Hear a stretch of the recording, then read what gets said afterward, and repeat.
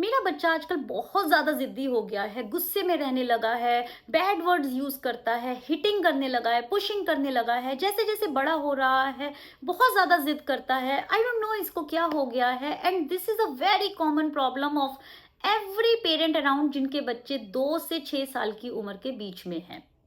Hey guys, this is Ashima. मेरा बेटा अद्वैत अब 4.5 साल का हो चुका है और मैं आप लोगों के लिए लेकर आती हूँ experience, tips and tricks from my life experience so that we can make every parenting journey joyful.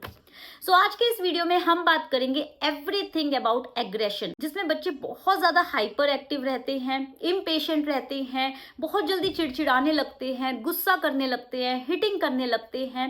सो इन सब के बारे में हम आज बात करेंगे कि आखिर इसका रीजन क्या है, किस तरह से हम इसे ओवरकम कर सकते हैं एंड एज अ पेरेंट हमारा क्या रिस्पॉन्सिबिलिटी है और किस तरह से हम इस सिचुएशन को डील करें so that we can make a happy and a resilient child. So इस वीडियो को एंड तक जरूर देखिएगा। अगर आपको वीडियो पसंद आए तो प्लीज इसे लाइक कीजिएगा, पेरेंटिंग कम्युनिटी में शेयर करिएगा ताकि हम सभी पेरेंट्स की हेल्प कर सके इस जर्नी को जॉयफुल बनाने में।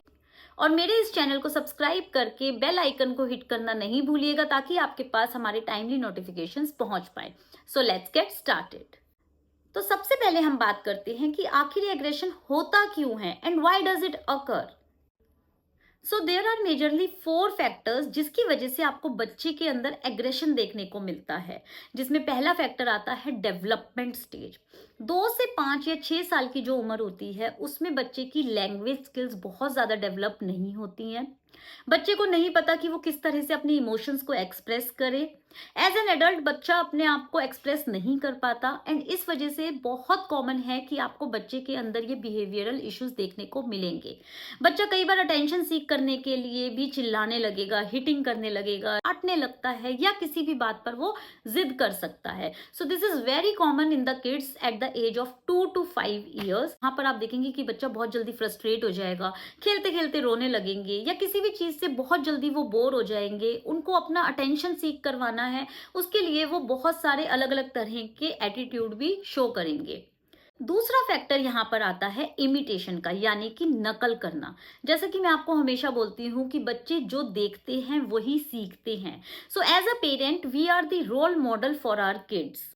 बच्चे अपने पेरेंट्स को फॉलो करते हैं, आसपास की सराउंडिंग्स को फॉलो करते हैं। आप उनको टीवी में, सोशल मीडिया पर जिस तरह की चीजें दिखा रहे हैं वो उसको फॉलो करते हैं। अगर पेरेंट्स का या साथ में रहने वाले लोगों का बिहेवियर एग्रेसिव है, गुस्से वाला है, आप चिल्ला के घर में बात करते हैं, बात बात पर आप नाराज हो जाते हैं या आपस में आप किसी भी बात पर फाइट करते हैं बच्चे के आगे, so definitely there is the reason कि बच्चे के अंदर एग्रेशन जरूर आएगा। And the another major reason is the social media. अगर बच्चा टीवी में हाई ग्राफिक्स देख रहा है, हाई स्टिमुलेशन वाले वीडियोस देख रहा है, शॉर्ट्स देख रहा है, रील देख रहा है, then also there are the chances कि बच्चे बहुत ज्यादा एग्रेसिव हो जाएंगे बिकॉज उनके अंदर पेशेंस खत्म होगा। उनके ब्रेन को हैबिट ही नहीं है कुछ भी पेशेंटली देखने की। So it is very very important कि हम बच्चे को टीवी में क्या चीजें दिखा रहे हैं, we have to keep a watch on that. इसलिए at the age of 2 to 5 years it is very important कि आप ऑब्जर्व करें कि आप बच्चे के साथ किस तरह से बिहेव कर रहे हैं, आप बच्चे के आगे किस तरह से बिहेव कर रहे हैं, घर में आप किस तरह से रह रहे हैं, या आप अपने बच्चे को सोशल मीडिया पर क्या कंटेंट दिखा रहे हैं। थर्ड फैक्टर आता है emotional regulation.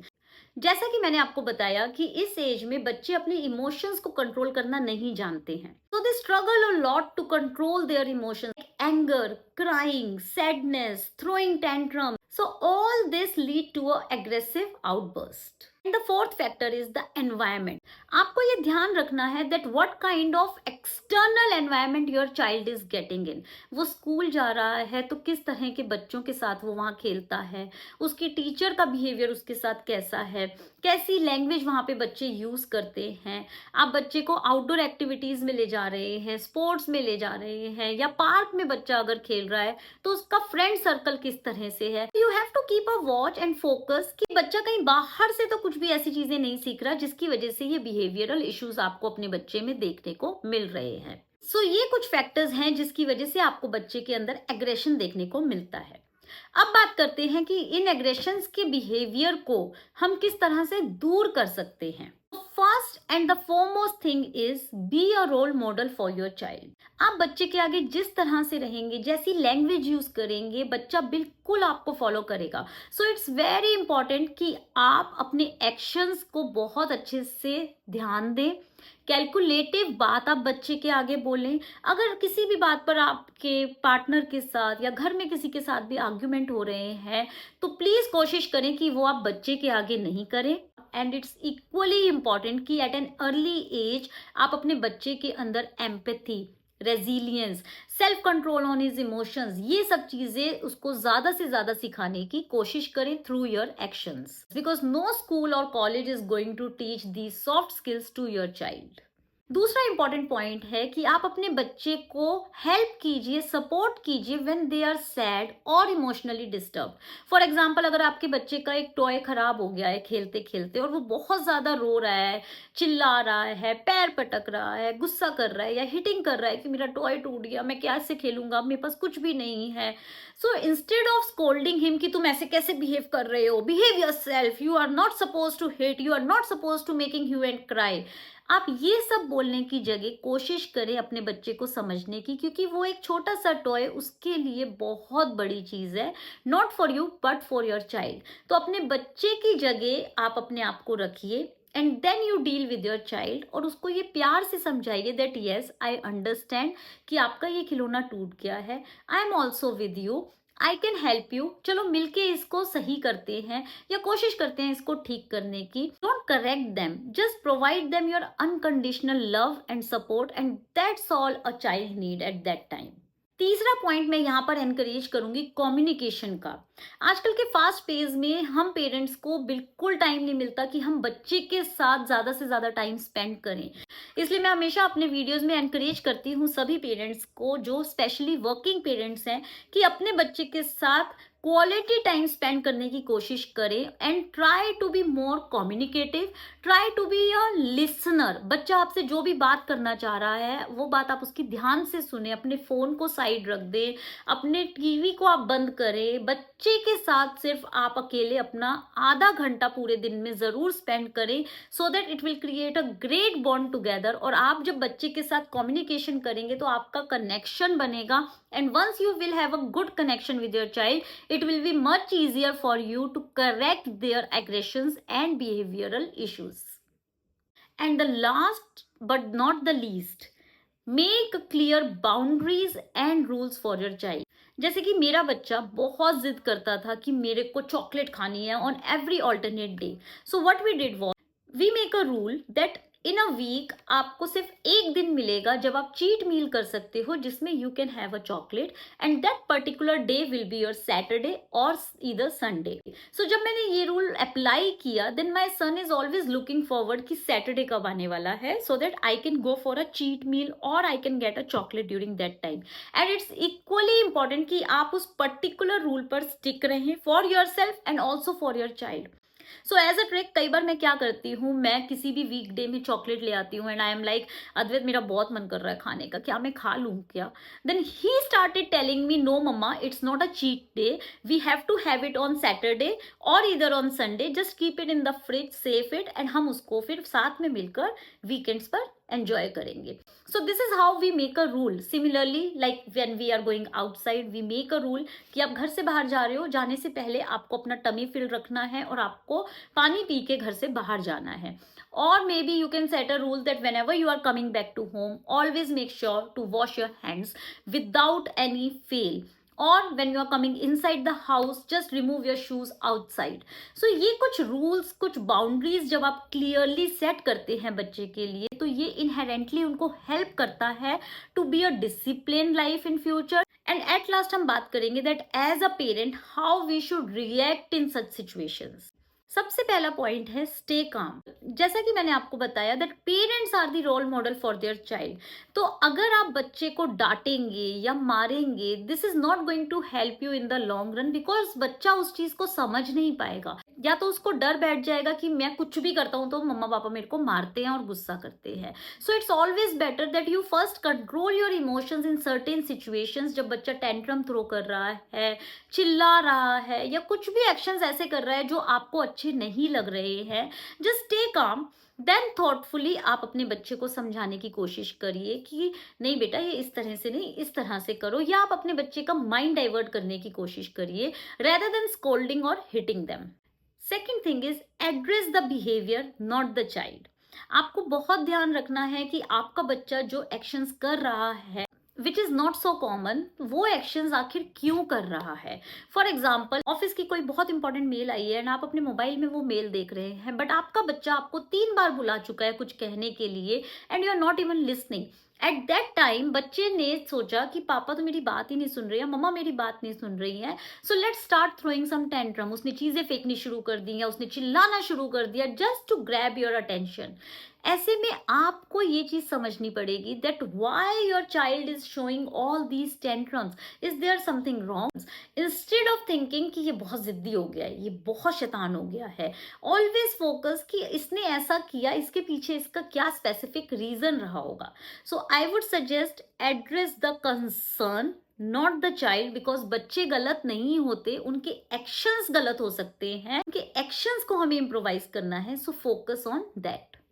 Then the third point is focus on positive affirmations. आप बच्चे के साथ क्वालिटी टाइम स्पेंड कीजिए एंड ज्यादा से ज्यादा कम्युनिकेट कीजिए। Focus on listening than speaking. बच्चा अगर अपनी बात एक्सप्रेस करना चाह रहा है तो आप उसको अच्छे से सुनिए, तभी आप समझ पाएंगे कि from where he is getting all the stuff. Another point is offer empathy and understanding. जब आप बच्चे के साथ कम्युनिकेशन कर रहे हैं तो उसको ये चीज इस तरह से समझाइए कि उसका बिहेवियर किस तरह से आपको हर्ट किया। जैसे कि मेरा बच्चा किसी के घर गया और वहां पर उसने खेलने में, जिद करने में ग्लास वहां पर ब्रेक कर दिया। अब उस ग्लास को उसने ब्रेक तो कर दिया, मैं वहां पर उसको डांटूंगी, उसका मेरा कोई पर्पस सॉल्व नहीं होगा क्योंकि ग्लास ऑलरेडी टूट चुका है।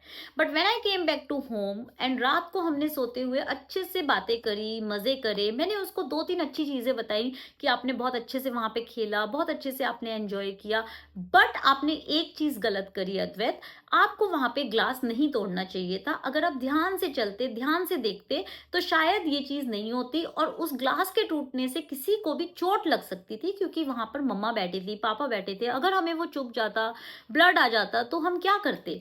So this is how a kid will understand कि हाँ, मैंने ये चीजें तो बहुत अच्छी करी, but this one thing that I need to focus.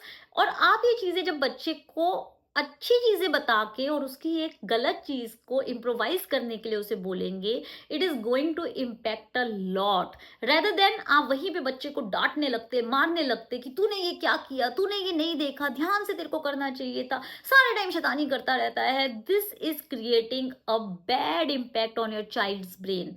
So it's very very important that how your actions are. इसलिए आप बच्चे के साथ अपना कनेक्शन बनाइए and whenever you want your child to correct, उसके लिए सबसे पहले आप उसको पॉजिटिव साइड दिखाएं and then you give them some time कि अब आपने ये चीजें थोड़ी सी गलत करी हैं which you need to take care for the next time. But guys, it's not like कि आपने आज बच्चे को ये चीज बोली और वो कल से इम्प्रोवाइज करेगा। You have to keep doing the same thing on a regular basis, alternate days. आप बच्चे को ये चीजें बताते रहें ताकि उनके सबकॉन्शियस माइंड में ये क्लियर हो that this is what is wrong and this is what I am doing the right thing. And the last very common thing which we all parents are doing, to say no. No को हमें side रखना है guys. हम जितना ज्यादा इस word को use करेंगे उतनी ज्यादा इस वर्ड की अहमियत खत्म हो जाएगी। आप देखते होंगे बच्चे ने जरा सा भी कुछ गंदा कर दिया, हम उसको बोलते हैं नो नो नो, ये गंदा मत करो, नहीं नहीं नहीं, ये बुक के पेपर मत फाड़ो, नहीं नहीं नहीं, इस रूम को तुम मैसी मत बनाओ, नहीं नहीं नहीं, तुम खाना नीचे गिरा रहे हो, नहीं नहीं नहीं नहीं, तुम आराम से खाओ। So start using this word as limited as possible. जहां पर आपको लगता है that this is going to harm your child, then only please say no. Otherwise अपने बच्चे को नो बोलना प्लीज बंद करें अगर आप सच में चाहते हैं कि बच्चा नो मीन्स नो को समझे। And this is what I have applied with Advait also. मैंने जैसे जैसे नो अपना कम किया and now when I started saying no Advait, you are not supposed to take a knife, so he understand that when mama is saying no, it means no. So आप जितना ज़्यादा बच्चे को एक्सप्लोर करने देंगे, अपॉर्चुनिटीज़ देंगे चीज़ों को खुद से करने की, क्यूरोसिटी को उसको एक्सप्लोर करने देंगे अपनी, उतना ज़्यादा बच्चे आपको फॉलो करेंगे, समझेंगे। So try these simple steps in your life and you can see the difference in your child's behavior. आप हैप्पी रहेंगे, आप काम रहेंगे, आप इमोशनली स्टेबल रहेंगे, डेफिनेटली आपका बच्चा भी स्टेबल रहेगा, लेस एग्रेशन में रहेगा और आप बहुत अच्छे से एंड इजीली ऐसी सिचुएशन से बाहर निकल पाएंगे। होप ये वीडियो आपको इंफॉर्मेटिव लगा होगा, यूजफुल लगा होगा। प्लीज इसे पेरेंटिंग कम्युनिटी में जरूर शेयर कीजिए so that we can make every parent journey joyful and happy. और हमारे इस चैनल को सब्सक्राइब करना नहीं भूलिएगा by clicking the bell icon, ताकि आपको हमारे वीडियोस के सारे नोटिफिकेशन टाइमली मिल पाए। फिर मिलूंगी आपसे बहुत सारे इंफॉर्मेशनल वीडियोस के साथ। Till then please take good care and have a great time with your little ones. Bye bye.